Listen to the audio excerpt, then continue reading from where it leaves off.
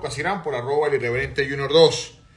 Y antes de comenzar lo que vamos a hacer el día de hoy, la conversación que vamos a tener el día de hoy, pues quiero felicitar a todos los colegas administradores en su día en Venezuela, porque hoy se celebra el Día Nacional en Venezuela de el Administrador. Así que felicidades a mis colegas y éxitos y bendiciones a los que todavía están en esa ardua labor en las diferentes ramas de la administración.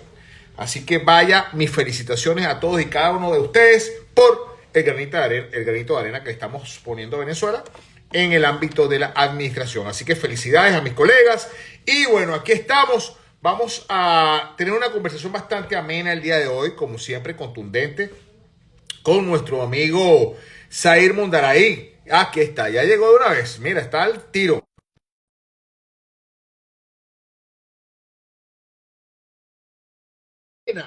Sobre los últimos acontecimientos de lo que está sucediendo en Venezuela. Tengo un material preparado por aquí porque vamos a dar otra cátedra en la parte de leyes con respecto a lo que está pasando en Venezuela. Muy buenas noches, Zair, ¿cómo estás? Bienvenido nuevamente a tu canal. Un abrazo, querido hermano. ¿Cómo estás tú? ¿Me escuchas bien? Sí, perfecto, fuerte y claro. Qué bueno, qué bueno. ¿Cómo estás? Bueno, gracias por la invitación. Aquí estamos con tantos acontecimientos del país que, bueno, resulta insólito realmente. Sí, vamos a comenzar con respecto a las dos citaciones. Hoy le emiten una segunda citación al presidente electo de la República, Edmundo González Urrutia, con los fines de que se presente a declarar algunas situaciones que se presentaron, según ellos, irregularidades durante el proceso electoral. Estas situaciones, si esto no llega a ocurrir o no se llega a presentar el presidente electo ante un ministerio público que ya está caducado, y ya te voy a dar ese dato para que lo sepáis. ¿Qué pasaría? ¿Qué pasa en esta situación con la situación? Bueno, mira, lo primero que tiene que para el público y para la audiencia es que esas no son citaciones legales, ¿ok? El Código Orgánico Procesal Penal y hay una circular del Ministerio Público que obliga a que cuando alguien es citado tiene que decírsele la cualidad. Por eso acierta perfectamente el presidente electo cuando dice, es que yo no sé en calidad de qué me están citando. Y eso es algo elemental porque es un tema de seguridad jurídica. Si a usted lo citan como testigo, tiene que decir expresamente la boleta que es como testigo para que rinda entrevista. ¿Por qué? Porque el testigo rinde entrevista. Fíjate que le ponen ahí para que rinde entrevista. El testigo rinde entrevista, pero el imputado no rinde entrevista. El imputado rinde declaración. ¿Y por qué? Parece una sutileza, pero no lo es. Porque la declaración está arreglada por la Constitución, la entrevista no. En cambio, la Constitución dice, el 49 numeral 5, que ninguna persona podrá podrá obligar a confesarse culpable, pero tampoco declarar contra sí mismo ni contra ninguna persona dentro del cuarto grado de consanguinidad y segundo de afinidad. Entonces ese derecho lo tiene, pero además tienes derecho a permanecer callado durante todo el proceso si tú eres el imputado. En cambio, si tú eres testigo, tienes que rendir entrevista. Estás obligado a decir cuanto sepas, al menos que estés protegido por alguna razón normativa. Por ejemplo, el sacerdote respecto de la confesión, el médico respecto del paciente, el psicólogo o psiquiatra respecto del paciente. Esos no tienen que decir nada porque tienen una protección. O el periodista respecto de su fuente dice, no, yo no puedo decir cuál es la fuente, yo no estoy obligado, porque hay leyes especiales que le protegen. Entonces esto es un disparate, porque primero no le dice, usted es imputado o es testigo, no lo dice. Y luego le dice que tiene que rendir entrevista. Ah, bueno, pero ¿cómo voy a rendir entrevista si el fiscal general, o quien hace las veces de fiscal general, le dijo que cometió una serie de delitos? Porque si tú me imputas públicamente una serie de delitos, entonces yo soy imputado. Pero si soy imputado, además, la boleta tiene que decir que tengo que ir acompañado de abogado de mi confianza. O si no, el Estado me designará uno, que será un defensor público. Pero además tienes que darme acceso, 49.1 de la Constitución, tienes que darme el expediente para yo leerlo y yo tomar la decisión de si declaro o no. Así que esto no es una boleta de citación legal y tiene otra particularidad. No tiene la dirección de la persona que la recibe, ni está identificada la persona que la recibe, y en esta materia esta citación es personalísima. Es decir, hasta ahora Cuando usted ve abajo en la firma, es un tercero que no se sabe quién es, ni tiene el número de cédula ni nada, y cuidado si no es alguien de ahí mismo del Ministerio Claro. Público que pusieron y decir cualquier No tenemos, barbaridad. Entonces, no tenemos la prueba, pero no nos queda la menor duda. claro, es que hasta ahora no dice Edmundo González Urrutia, cédula de identidad tal y en tal domicilio que la recibió. Así que es evidente que ahí no se ha cumplido con ninguno de los extremos legales que plantean o que le dan cabida a una citación debidamente expedida. Esto es una chapucería del fiscal general. Puso a un niño, porque ese fiscal que puso a firmar eso es un muchacho, ese no sabe ni la trascendencia histórica de lo que está haciendo, que por cierto, él es hermano del fiscal superior militar del estado Táchira, que además está acusado de cualquier cantidad de tropelías en procesos contra militares desde su época como fiscal. Entonces debe creer que tiene como esa protección, la cual no va a tener, porque aquí se está haciendo copartícipe de un crimen de lesa humanidad, que es el crimen de persecución. Entonces está poniéndole su nombre al crimen de persecución. Esto es bueno, es un No, y lo estampó clarito, Luis Dueñez. Sí, él mismo puso su nombre y apellido como fiscal encargado. Fíjate que buscaron un fiscal auxiliar encargado para poder hacer eso. Yo no me imagino las negativas que debe haber habido, la gente sacándole el cuerpo a eso, porque esto es de tal trascendencia.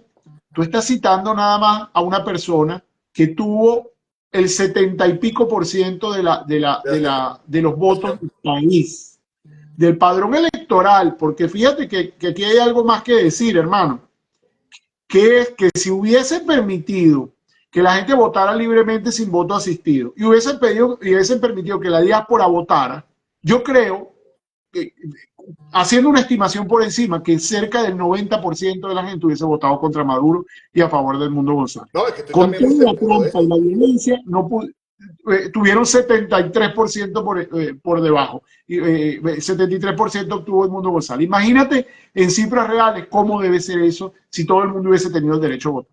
Ahora bien, mira, está pasando una situación y es un tema que hemos tocado en varias oportunidades, pero como que las personas, nuestros seguidores no han tomado la connotación, lo importante del tema.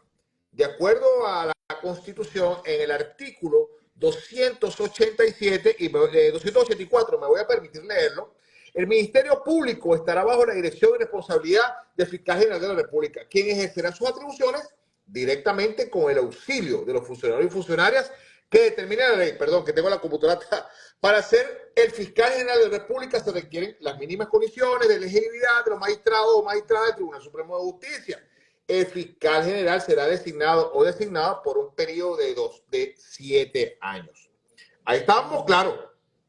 Pero está pasando una situación que, de acuerdo a nuestros archivos, Tarek William Saab, quien se hace llamar fiscal del Ministerio del Fiscal General de la República, o mejor dicho, fiscal de Nicolás Maduro, el guardaespaldas, el perrito faldero Nicolás Maduro, el que hace todo lo que Maduro le ordena, está ejerciendo sus funciones como fiscal general de la República el 5 de agosto del 2017. Eso quiere decir que ya caducó su periodo al 5 de agosto del 2024. Estas citaciones y todas estas imputaciones ilegales que está haciendo el fiscal están dentro de la jurisprudencia, están dentro del marco legal o simplemente están caducadas también como él. Bueno, Roberto, yo te voy a decir algo peor. Y la observación que tú haces es totalmente cierta. El periodo está vencido, pero es que su periodo es inconstitucional. Y te voy a decir por qué. Importante. Fíjate que ¿quién designa el fiscal general? ¿Quién lo designa? La Asamblea Nacional. Según la Constitución, la Asamblea Nacional. ¿Quién designó a Tarek William Saab? La Asamblea Nacional Constituyente. La Asamblea Nacional Constituyente, que además fue convocada y electa sin la consulta popular. Y eso trajo el desconocimiento de toda la comunidad internacional diciendo que toda decisión de la Asamblea Constituyente era ilegal. Desde ahí parte el desconocimiento de Maduro, porque recuérdate que ¿quién llamó a elecciones para 2018? la La Asamblea Asamblea Nacional Nacional. Constituyente. Entonces, en definitiva, todo lo que deriva de la Asamblea Nacional Constituyente es nulo. Así que ellos han tenido la prudencia, si tú te pones a ver, y esto también es un detalle importante, y el diablo está en los detalles, de designar los magistrados del Tribunal Supremo de Justicia a través de la Asamblea Nacional. Eso sí lo designaron. Designaron los magistrados del Poder Electoral, los designaron, ¿verdad? Ok, ¿y por qué no han designado al fiscal general? Ah, bueno, porque él tiene que demostrarse lo más pusilánime posible y seguir ahí arrastrándose, metiendo presos niños, adolescentes, metiendo presos a todo el mundo para ganarse la reelección. Pero mientras tanto está ejerciendo ese cargo ilícitamente. Y todo lo que hace está viciado de nulidad. Por cierto, hablando de detenciones arbitrarias, privación ilegítima de libertad, allanamiento de morada por demás, tortura, crímenes de lesa humanidad, pues acaban de aprender el día de hoy, alrededor de las 2 de la tarde, al dirigente estudiantil de la Universidad de Carabobo, Luis Alejandro Yaguarete. La Cava ordena la detención de este dirigente, por cierto, pertenece a un nuevo tiempo, al partido Un Nuevo Tiempo, y se desconoce el paradero, porque ya sabemos ya que después del delito que ellos cometen en la privación ilegítima de libertad, porque tampoco ni le leen sus derechos, ni tampoco le dicen las causas de la detención, se lo llevan y lo desaparecen así como arte de magia. Pero estamos nosotros, los de las redes sociales, que tenemos que darle cabida y publicidad a estas situaciones atroces que están sucediendo en Venezuela para que la comunidad internacional continúe tomando elementos probatorios de convicción para que definitivamente exista una sentencia a través, en este caso, de esta oportunidad, de la Corte Penal Internacional y la Organización de Estados Americanos y, por supuesto, la Organización de Naciones Unidas tomen una consideración más importante, con medidas más contundentes para las detenciones, para actuar en contra de estas arbitrariedades y las violaciones sistemáticas de la Constitución y de los derechos humanos. Fíjate Entonces, que la clave es que ahora se hizo sistemático el tema de la desaparición forzada. ¿Qué desaparición forzada? Mira, a mí me daba pavor escuchar a Tarek William Saab decir que desaparición forzada es cuando la gente no aparecía más. Imagínate los niveles de ignorancia de este señor, que son escandalosos. Esto es escandaloso. Un estudiante de primer año de Derecho sabe que la desaparición forzada es un delito que es contra la libertad personal, pero también contra el ejercicio de los derechos de la gente. ¿Y eso por qué? Porque una persona que es detenida, según la Constitución, tiene que notificarse al Ministerio Público dentro de las 12 horas siguientes de la detención. Es decir, es un lapso perentorio. Pero antes de las 36 horas, es decir, 12 más 36, es decir, 48 48 horas, de horas. acuerdo con la Constitución, usted tiene que estar frente a un juez de control. Pero desde los primeros minutos de la detención, usted tiene derecho a designar defensa de su confianza para que vaya preparando su estrategia técnica de defensa. La Bueno, legítima defensa. nada de esto se cumple. Esta gente, en definitiva, ¿qué ocurre? Cuando usted niega la detención, la niega, o no dice dónde está la persona, o impide que ejerza esos derechos, que es la designación de defensa, que es saber qué autoridad se la lleva y conocer por qué, porque inmediatamente tiene que saber por qué, y le sean leídos esa persona está desaparecido. Hoy me preguntaba una periodista, por cierto, que por qué en la actualidad ahora vemos una cantidad de personas que detienen a otros encapuchados, que si ese tema tiene legalidad. Bueno, por supuesto que no. El Código Orgánico Procesal Penal en el 124, numeral 5, lo voy a leer, dice que el funcionario policial está obligado a identificarse en el momento de la captura como agente de autoridad y cerciorarse de la identidad de las personas o personas contra quienes proceda o no, no estando facultado para capturar a persona distinta a aquella que se refiere a la correspondiente orden. La identificación de la persona de detener no se exigirá en los casos de flagrancia. Entonces tú tienes allí que estas personas son detenidas sin flagrancia, son detenidas sin orden judicial y por unos encapuchados, que lo que te están es secuestrando, porque esencialmente eso no cumple con los requisitos del 124 de la ley, ni menos con las leyes de la norma de la Ley de Policía Nacional ni con la Constitución. ¿En qué estatus estamos dentro de la Corte Penal Internacional de acuerdo a los últimos hechos que hemos estado que han sucedido en Venezuela con todos estos casos? ¿Qué has sabido tú? ¿Qué información tienes? ¿Qué manejas con respecto a eso? Bueno, fíjate, estamos en una fase que se denomina fase de investigación, afortunadamente, una fase previa a que pueda eh, ocurrir lo que se denomina individualización. La individualización no es más que el señalamiento directo que haga el fiscal ante la sala de cuestiones preliminares de quién es autor o quiénes son los autores de los crímenes de lesa humanidad. ¿Ok?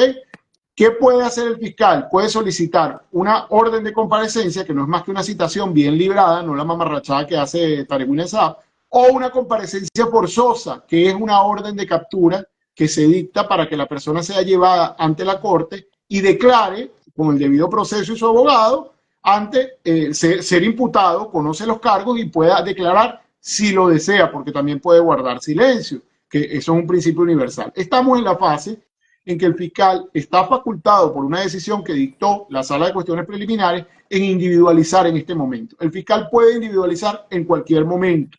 No lo ha hecho. Recientemente un grupo de abogados presentamos un escrito ante la Corte Penal, ante la Fiscalía ante la Corte Penal Internacional, nos dirigimos ante el fiscal Karim Khan y le solicitamos respetuosamente que pasara a la fase de individualización e hiciera los primeros señalamientos y órdenes de comparecencia forzosa, es decir, órdenes de captura contra los autores o partícipes. Estamos esperando que haya alguna acción en ese sentido. Pero creo que yo soy de quienes confía pues, en lo que ahí está pasando porque se ha venido documentando. Ahorita en septiembre va a haber un informe muy importante de la misión de determinación de hechos sobre la responsabilidad que recae sobre organismos de seguridad de Estado, especialmente la Guardia Nacional, que ha cometido gran cantidad de atropellos y tropelías con toda la cadena de mando. Eso va a llegar a la Corte Penal Internacional por vía del Consejo de Derechos Humanos de las Naciones Unidas. Así que esto va a ocurrir en cualquier momento. En cualquier momento puede ocurrir una individualización. Yo sé que los tiempos de la justicia internacional no son los tiempos del sufrimiento de la gente y el tiempo de la desesperación de todos nosotros que queremos que haya un resultado rápido, pero bueno, uno tiene la fe puesta en que las instituciones funcionen, sobre todo una institución de este calado, que ya ha demostrado que ha enfrentado a criminales de lesa humanidad como el mismo Putin, por ejemplo. Sí, bueno, indiscutiblemente esto hay que ponerle entre comillas, negrita y subrayado, porque posiblemente no es el tiempo que nosotros queremos en que funcione la justicia internacional, pero lamentablemente hay que también acotar de que no es un solo procedimiento, son miles de procedimientos en curso dentro del mismo, de la misma actuación que lamentablemente pues se va a llevar, se toma tiempo la evaluación, la investigación, el desarrollo, las conclusiones de todo lo que va a hacer y después determinar las responsabilidades penales de cada uno de los involucrados dentro de esa situación.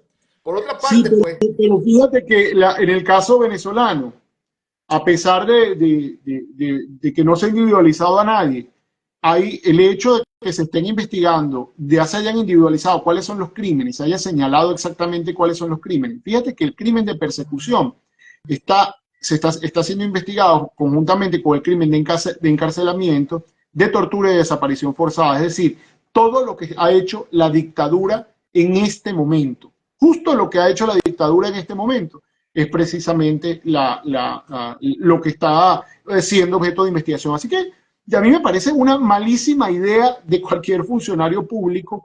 Claro, es que se ve que no entienden dónde están metidos. Porque si alguien tuviera 4 dedos de frente y entienden dónde están metidos, seguirle una orden a Tarek William Saab el día de hoy para que persiga a alguien o un juez encarcelando o lo que sea, es absolutamente un despropósito. Porque además desde el punto de vista probatorio, Roberto, esto es interesante. El fiscal cuando pide la orden, pone su firma.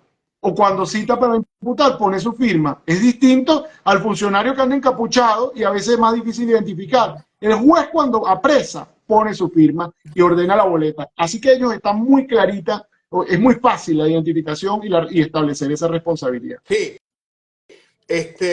dentro del marco de la Constitución, el artículo 44, que lo que estábamos conversando hace pocos minutos, y la libertad personal es inviolable. En consecuencia, ninguna persona puede ser arrestada o detenida, sino en virtud de una orden judicial, a menos de que sea sorprendido en flagranti.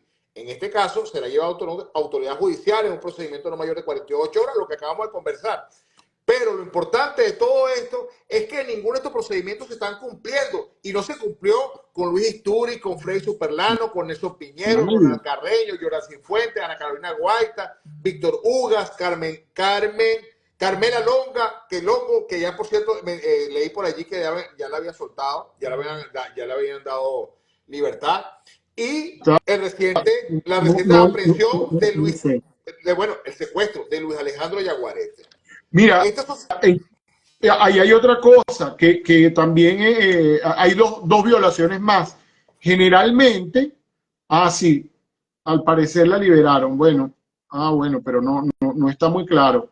Bueno, hay que buscar la información. Sí. Mira, sí, porque el sindicato de la prensa, bueno, lo último que estoy viendo es que todavía dice que va a ser presentada y otros dicen excarcelan. Sí. Bueno, el gran tema es que además de esta desaparición forzada y que no hay flagrancia ni orden judicial, es que ingresan a tu vivienda. Y el 47 de la Constitución dice que el hogar doméstico es inviolable, la gente tiene que llegar con una orden judicial y nunca llegan con una orden judicial. Y además, las comunicaciones privadas también tienen protección constitucional. Entonces, nada de eso es quitarte tu teléfono para ver lo que está. Es decir, están absolutamente enloquecidos. Esta gente está totalmente fuera del marco legal. Por eso todos esos procesos son nulos. Y llegada la democracia, voy a decir algo que bueno, puede quebrar a cualquier estado, pero es real. Todo el mundo va a poder demandar, las víctimas van a poder demandar que el Estado indemnice y repare ese daño, porque el Estado sigue siendo el mismo. Claro. No es que antes hubo un Estado y ahora hay otro Estado. Hay una cosa que se llama continuidad administrativa y el Estado sigue siendo uno. Y la gente va a poder demandar que se le repare ese daño que se le causó a aquellos que fueron presos, que fueron víctimas de todo este tipo de persecución, de allanamiento sin orden, de que les revisaron el teléfono, etcétera, porque ahí hay una violación constitucional y ahí hay un crimen de persecución que además comete ahora la sala electoral, comete crimen de persecución cuando restringe los derechos de los venezolanos a elegir y ser elegidos. Ellos son copartícipes de ese crimen que materializó el Consejo Nacional Electoral, Amoroso y su organización criminal que le secunda en eso. Bueno, aprovechando este tema, de acuerdo a lo que dictaminó el Tribunal Supremo de Justicia con respecto a las elecciones, avalando lo que el CNE demostró, que toca ahora, de acuerdo a que, por supuesto, es inconstitucional lo que hicieron, pero ¿qué nos corresponde a nosotros los venezolanos para seguir teniendo la fe y la esperanza en los próximos días o en los próximos meses para determinar que el 10 de enero se va a presentar nuestro presidente electo, Edmundo González Urrutia, a su juramentación? Mira, te voy a decir algo. Primero, uno de los retos que tenemos como venezolanos es decir, quitarnos del discurso, del léxico, que la sala electoral avaló lo que dijo el CNE. No lo puede avalar por una razón muy sencilla. Lo que nace nulo no se puede convertir en real o en válido. Un delito no puede ser un comportamiento loable. Lo ilícito no se puede convertir en lícito.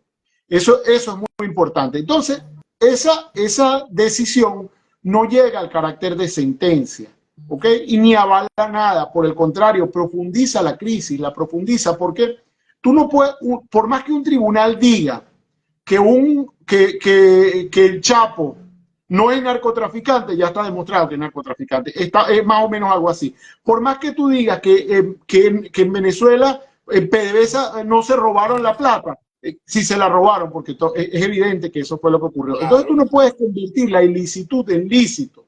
Por más que diga, por más que la sala electoral diga en una supuesta sentencia que no es tal, que no tiene estructura de sentencia, diga que el CNE dijo la verdad, no hay forma de alguna, por eso esa supuesta decisión que no es tal, sino es una declaración política, nace muerta, nace sin ningún efecto, no se puede cumplir, no es convalidable, y por eso el mundo entero no la creyó. No la creyeron ni los aliados ideológicos de Nicolás, que le dijeron, señor, publique las actas, y entonces yo le podré creer si me publica las actas, pero ahora las actas quedaron secuestradas en manos de la sala electoral. porque en el dispositivo de ese supuesto fallo dice que quedan como evidencia en resguardo de la sala electoral. ¿Y para qué hacen eso? Para que no le puedan seguir diciendo al CNE, publica las actas, publica las actas, publica las actas, porque ahora va a decir, bueno, pero las tiene la sala electoral, que además usurpa las funciones. Entonces, toda autoridad usurpada es nula, según la Constitución. Y además, por eso estoy seguro, yo no me preocupo por la sentencia, de verdad que para mí es la nada, para mí es un cero a la izquierda. ¿Por qué? Porque intenta convalidar lo que ya nació muy nulo, que fue la declaración de Amoroso. Así que quitémonos de la cabeza esa sentencia. Esa sentencia está liquidada desde el mismo día en que la leyeron y no es sentencia ni siquiera. Es importante acuñar lo que estás diciendo porque la gente ha perdido la confianza y la fe en el trabajo que está haciendo María Corina Machado y Edmundo González de transmitir esa energía, esa fe, ese triunfalismo que nos ganamos. A nosotros nos ganamos las elecciones. Aquí no estamos discutiendo otra cosa. Las elecciones fueron ganadas por más del 70% de aceptación y de votos, a diferencia de ellos que están buscando la forma de hacer la tramoya. Entonces, indiscutiblemente, lo que acaba de comentar nuestro querido amigo Said Mundaray, hay que acuñarlo y esto va a ser reposteado en todas mis redes sociales y en YouTube también para que lo vean. Y tengan la certeza y la plena confianza de que esa sentencia que está emitiendo el Tribunal Supremo de Justicia, la sala electoral, lamentablemente carece de todo marco legal y de legalidad. Es nula de toda nulidad.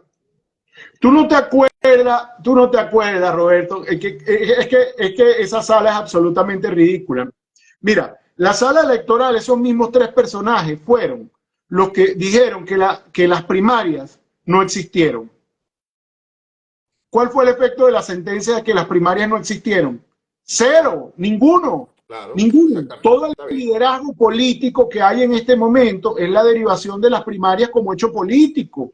El hecho político de las primarias, que con 93% ganó María Corina, le permitió la conducción del país a este punto en donde se ganaron las elecciones, ¿verdad? Bueno, entonces tenemos que estar concentrados más allá de cualquier declaración de la señora Carislia, que tampoco es magistrada porque no llena los requisitos para ser magistrada y es militante política.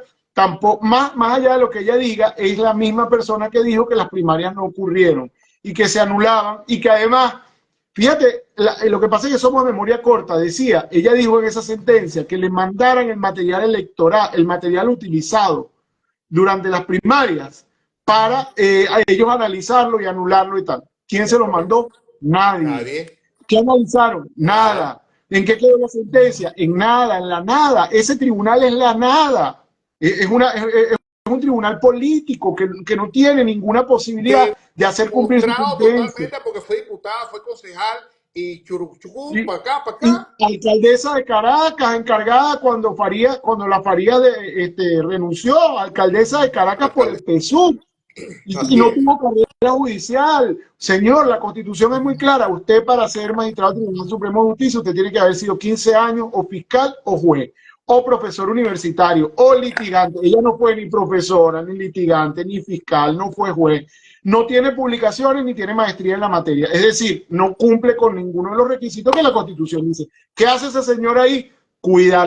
Tratar de cuidarle las espaldas a Maduro con una sentencia ridícula que hasta ahora solamente pseudo países como Irán tal vez podrían creer, o Nicaragua, pero de resto nadie, ni a lo interno ni a lo externo, valida esa supuesta sentencia que no está. Mira, por aquí Carlos Crown 4 pregunta o dice: Amoroso cambia el partido de Nicolás en el primer boletín con el Gran Polo Patriótico y en el segundo boletín dice que fue el PSUV. ¿Cómo queda esto? ¿Cómo queda ese engaño? Ese abracadabra. No solo un abracadabra, sino que cuando tú ves cuánto sacaron el resto de los alacranes, los puso a todos con 4 y pico, o sea, le puso la misma cantidad. Eso desde el punto de vista estadístico no puede ocurrir, eso no existe. O sea, tanto es que fue improvisado. Me decía una persona, por eso es que el diablo está en los detalles, que inclusive Tibisay, que fue una maestra en hacer trampa en materia electoral, iba a la sala de totalización y salía a dar los resultados desde la sala de totalización. Este tipo no pasó por la sala de totalización. Él fue directo por el papel que le mandó Cilia o le mandaron de Miraflores y lanzó la lanzó. Pero además tan torpe que dijo, nos han hackeado y no pudimos totalizar, pero ganó Nicolás. O sea, el argumento se autodestruye, porque él está, si tú dices, me hackearon, si dice que no me puedo totalizar, entonces, ¿por cómo dice que ganó Nicolás? Claro, Ah, pues, bueno, porque más nada. Yo no pude contar los votos, pero ganó Nicolás. Este es un fenómeno. no, un Entonces, fenómeno super, bueno, definitivamente, porque se supone que tú tienes que iniciar un periodo de investigación a ver qué fue lo que sucedió y después claro. reiniciar otra vez todo lo que queda en la memoria, para venir acá, vamos otra vez acta por acta, vamos a revisar y después sacamos el resultado. Pero en menos de 24 horas hasta lo proclamó presidente de la República, chicos. Pero es que son tan piratas, es tanta es que lo que son es pirata, que Nicolás tuvo que ir a la sala electoral a tratar, porque quedó tan mal el CNE que dijo, bueno, vamos a ver si con una sentencia lo arregla. Pero señores, allá se consigue a Carislia.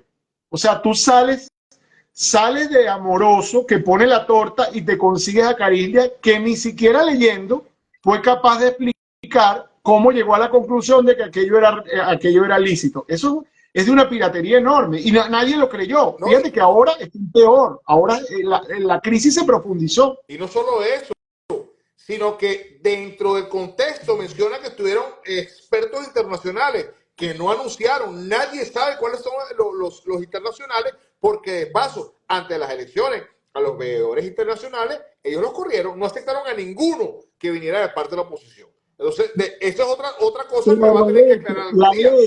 La ley es clara. Mira, si un tribunal designa expertos para hacer un peritaje, los expertos deben presentar currículum donde acrediten conocimiento sobre la materia y tomar juramento. Pero ¿por qué los expertos tienen que ser públicos? La gente tiene que conocer el nombre y el apellido. ¿Por qué?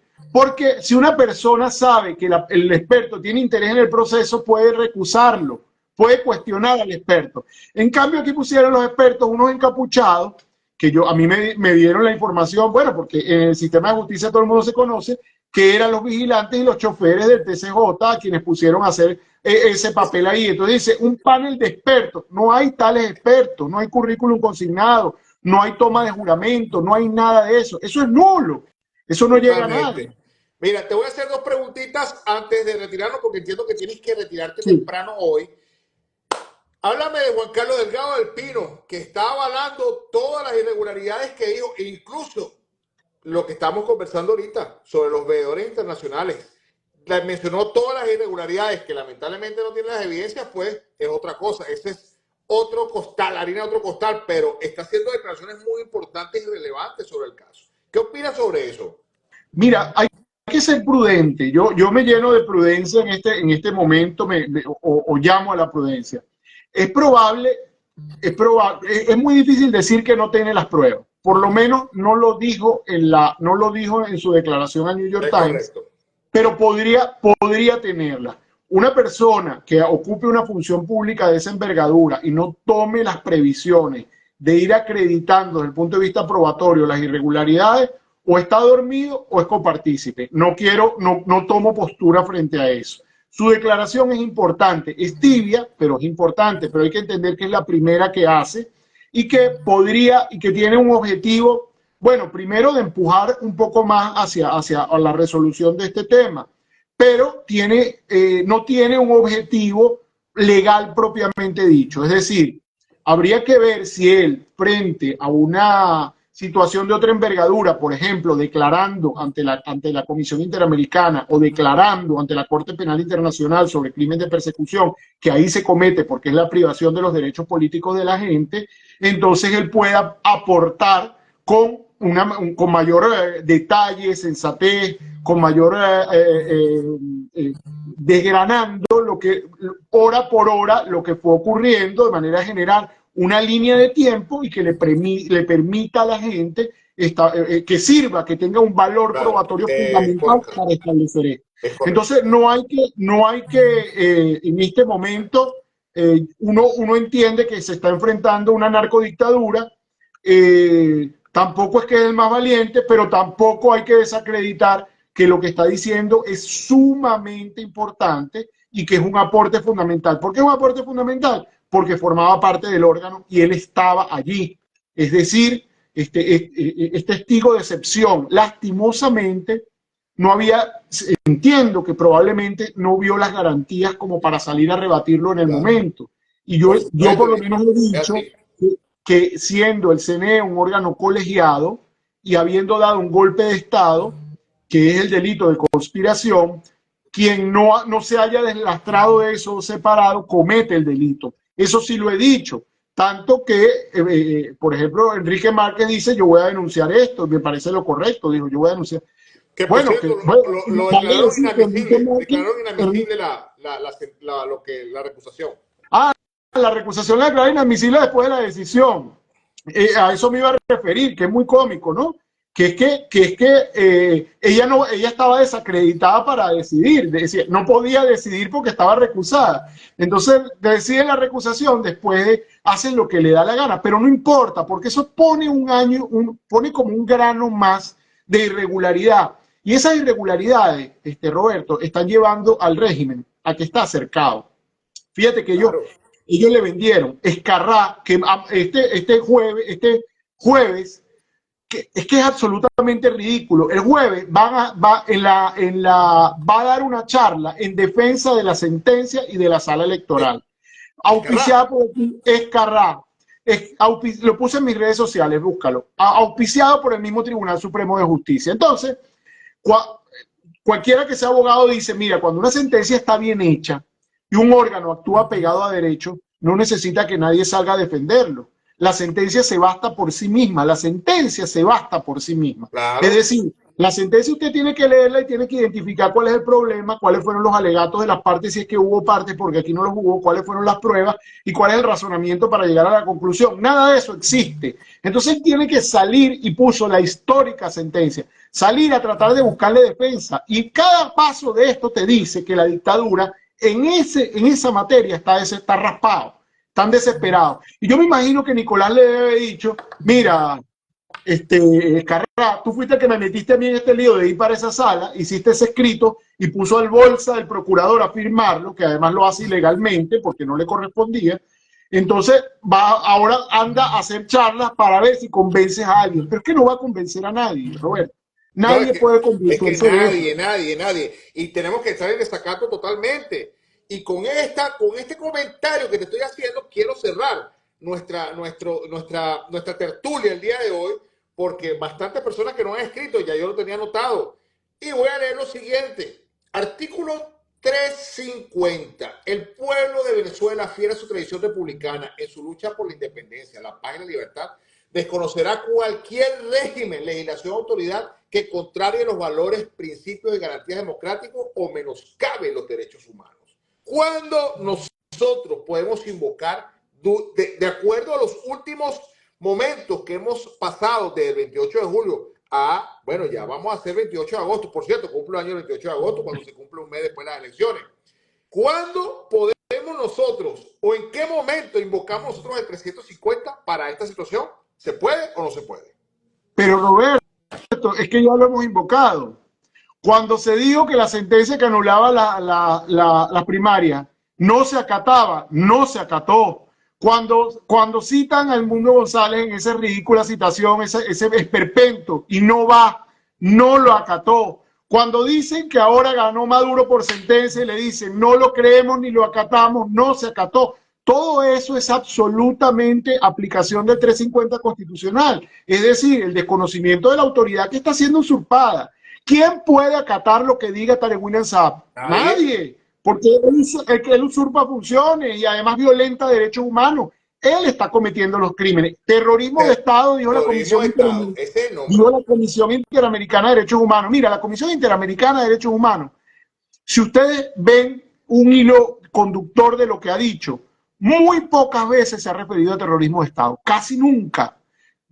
Recuerdo, por ejemplo, la situación de Argentina. En la situación de Argentina, con Videla, los desaparecidos y la Operación Cóndor en Chile, se refirió a terrorismo de Estado. Ahora con Maduro, imagínate a lo que está equiparando. Por eso es que Provea recientemente, en su último informe, dijo que Maduro ha cometido más crímenes que toda la dictadura chilena y ya lo pasó en cantidad de detenidos, de desaparecidos y de torturados. Pasó por encima de eso. Nunca se había tenido tanto detenido, 2.200 y pico detenidos y 117 adolescentes acusados de terrorismo. Así que imagínate Sin dónde estamos parados ahorita. menoscabo de las personas que tienen algún tipo de enfermedad o discapacidad que también está siendo aprendido y sin justificación, Así porque es. no hay justificación alguna. Y en vista de ese 350 que estamos aplicando, de ese desacato, no les queda otra opción sino que amedrentar y coaccionar la libertad plena de una persona a través de su fuerza represora del DGCI, el CEBI, la Policía Nacional Bolivariana, la Guardia Nacional, entre otros. Es lo que le Bueno, queda. Mira, pero recomiendo a la gente que lea el trabajo de Armando Info que publicó el día de ayer. Se llama Los Jueces del Terror o algo así, o yo el como que vi el Cuarteto de título Jueces. por ahí hace rato. Es muy importante porque le pone nombre y apellido a los jueces que tienen presas esas 2000 y pico de personas y su rostro. Ellos tienen que ser responsables y responder a futuro por estos Y crímenes de también, Estado que se están y también cometiendo. lo hemos denunciado por aquí, los fiscales que han Claro, sido que están actuando durante la detención y emiten las claro, órdenes como les da la gana y méteme claro, preso y mételo preso y mételo preso. De tú lo has hecho, dicho. leí más temprano por allí que un trabajador de Corpoelec estaba cumpliendo con sus labores, con su trabajo, ese día de las elecciones y lo fueron a buscar porque estaban acusando de terrorismo. Sí, y bueno, gracias a Dios ya tienen las evidencias, eso se está aclarando por allí. Pero quiero cerrar con estas palabras, Zair, antes de irnos. La injusticia en cualquier parte es una amenaza a la justicia en todas partes. Martin Luther King. Así es. Importantísimo. La defensa de los derechos humanos es universal y todos tenemos que ser veedores de que se respeten los derechos humanos de las personas, vengan de donde vengan. Los derechos humanos Así no tienen discriminación, raza, color ni credo. Hay que respetarlo. Y es. lamentablemente el terrorismo de Estado introducido por Nicolás Maduro dentro de Venezuela está votado. Roberto, y cuando lo juzguemos a ellos, cuando sean procesados, hay que respetarles sus derechos. Que Por designen el supuesto. abogado que ellos deseen, que se les lea sus derechos, que no se les torture, que no se les procese indebidamente. No, ¿por qué? Porque el crimen no se combate con más Así crimen. Los es correcto. criminales, ellos. Nosotros debemos hacer un Estado moderno y diferente. Por Mire, y supuesto. saludo a varios compañeros ahí que he Sí, visto, la doctora no, de Bolívar, verdad que también por está ahí, tan amena la conversación que lamentablemente no nos dio oportunidad sí, sí. de mencionarlos. Pero bueno, ahorita cuando te vayas, te despidas, me quedo unos 2 minutitos para saludarlos a todos. Seguro, saludos, un Lo gran que sí abrazo. vamos a hacer es un tocorón 3, un tocuyito 3, un yare Claro, 3, bueno, ya un rodeo 4, porque ahí es donde lo vamos a meter. Vamos a seguro, respetar los derechos, pero también tienen que sí, pagar sus impuestos. claro. No, pero además confortable, con buena Claro, alimentación, con todo. claro, Se le va a respetar claro. sus derechos. Nosotros no podemos ser como ellos. Así es. Bueno, Zair, muchísimas gracias, buenas Bendiciones. noches y que estés bien, hermano. Gracias por la Saludos. participación y Cuídense aceptar mucho. la invitación. Saludos. Dale, pues gracias, hermanito. Bueno, señores, ustedes lo escucharon de la mano de nuestro amigo Zair Mundaray. No queda más que decirle que vayan y vean el repost en mi otro canal, en mi cuenta principal, @irreverentejunior2 en Instagram. La pueden ver en YouTube, @irreverentejunior2 o Roberto Casirán. Y bueno, más claro no canta un gallo. Todo quedó clarito, papá. Aquí el 350 lo estamos aplicando desde hace rato. Que no digamos, estamos aplicando el 350, pues seguimos en desacato. En desacato constante y contundente en contra de la tiranía satánica de Nicolás Maduro y el genocidio que se está cometiendo en Venezuela. Porque está a puntico de que lo denominemos el holocausto que está causando Nicolás Maduro en Venezuela.